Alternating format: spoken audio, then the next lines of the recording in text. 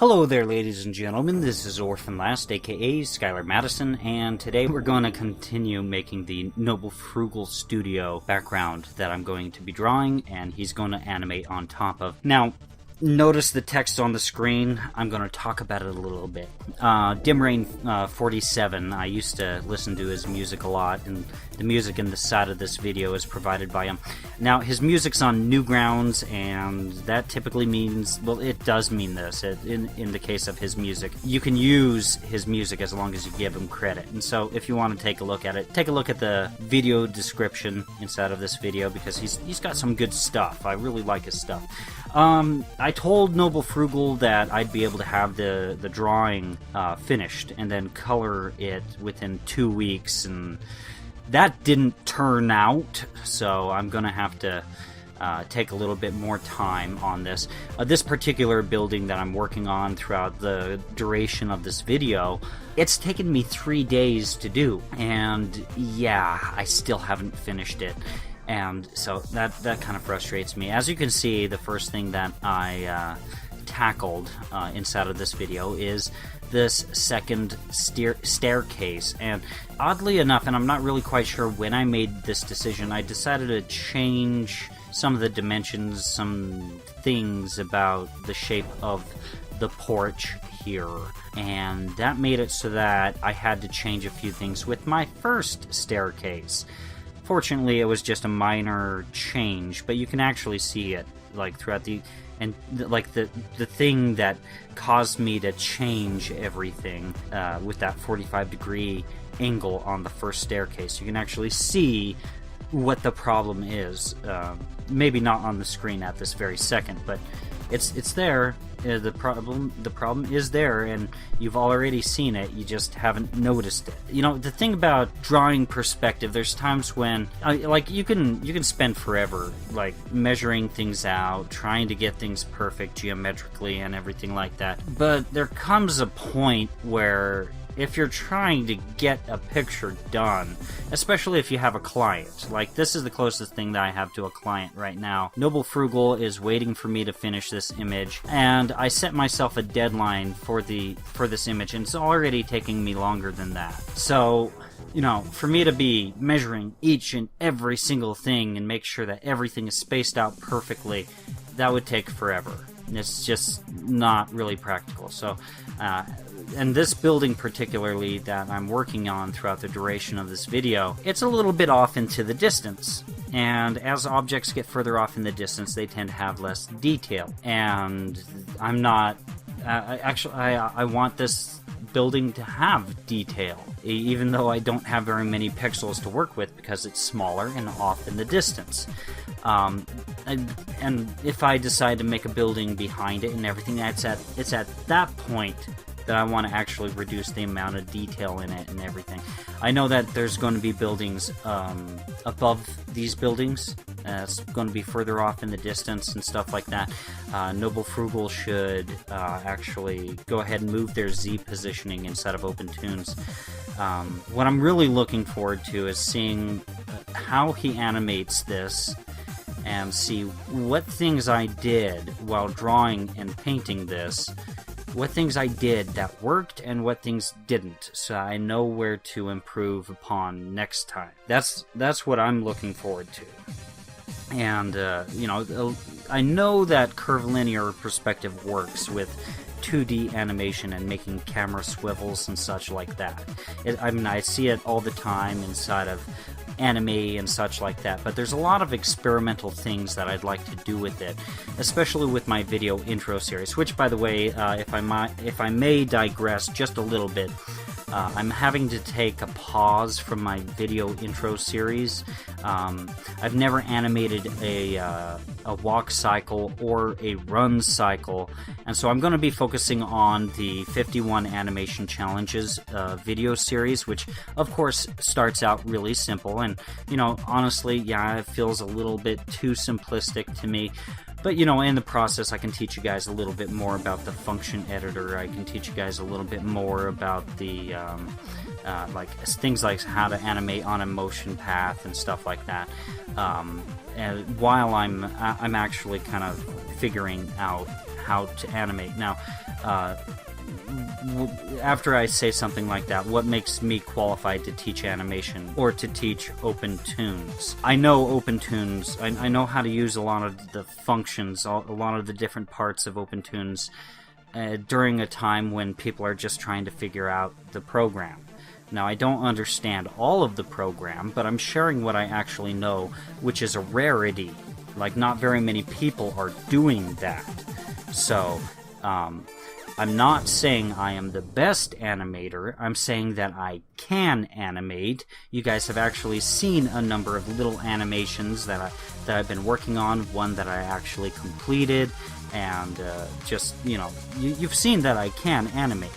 But as far as why would you pay attention to me?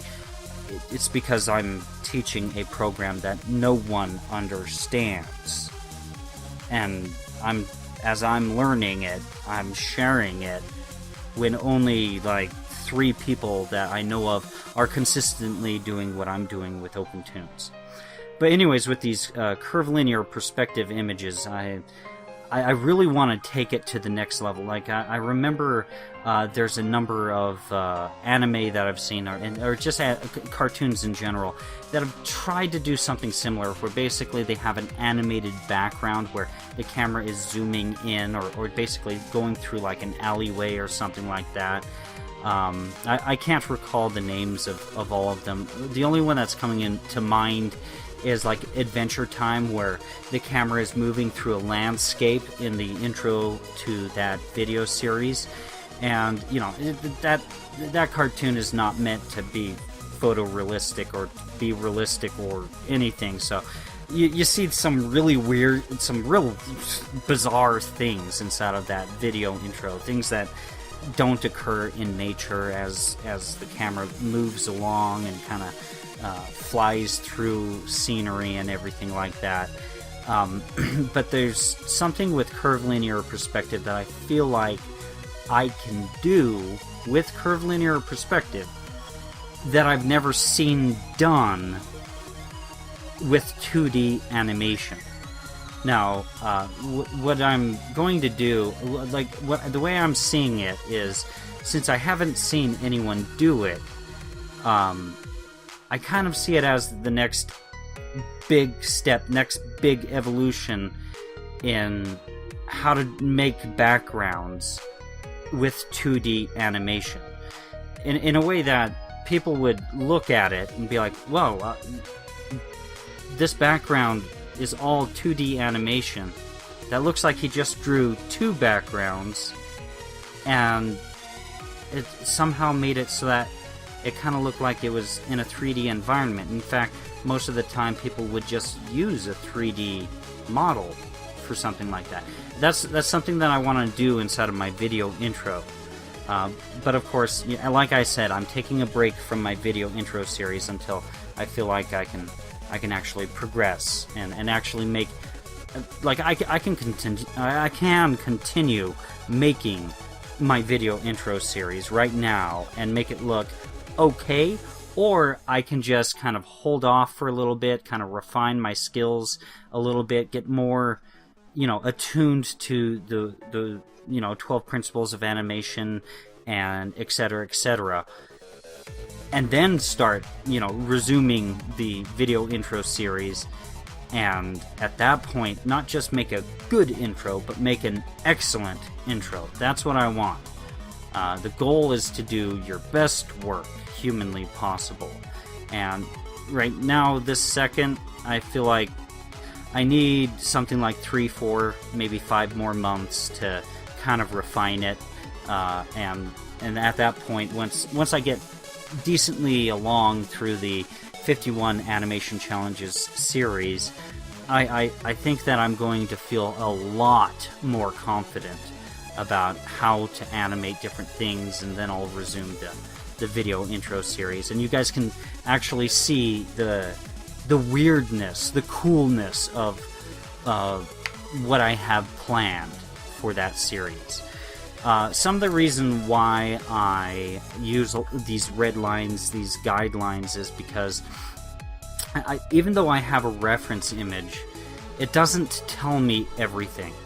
And so what I need to make sure that I do is just kind of refine the reference, to kind of decide where things are going to be, what's going to pop out, what's not going to pop out. I can't make, like, if I can't make heads or tails of what's on the reference image, okay, well, what sort of shape am I going to have in this place or that place or whatever? Is it going to line up with anything else?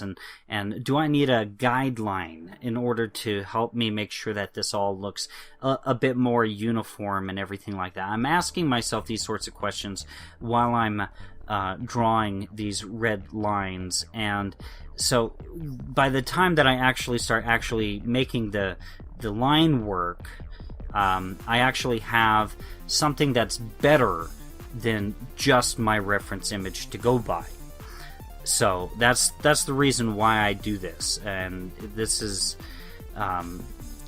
like, to me, this is the way to go. It's like, it's having a fallback. You know, you have your first draft, your second draft, and typically at this point, you know, it's looking pretty good. And then the third draft is when you start painting it.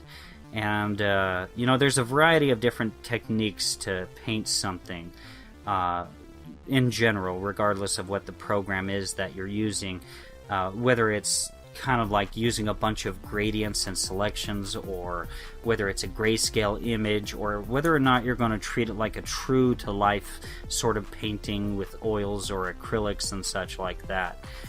I'm still kind of undecided as to which approach I'm going to do with this particular background, and I'm not really quite sure which approach is going to actually make more work for myself at this point, because, you know, like I've said previously, digital artwork is a little bit new to me. I mean, I am familiar with making a lot of photocomposite works, but I'm not too familiar with, you know, doing the drawing and everything and painting and such digitally.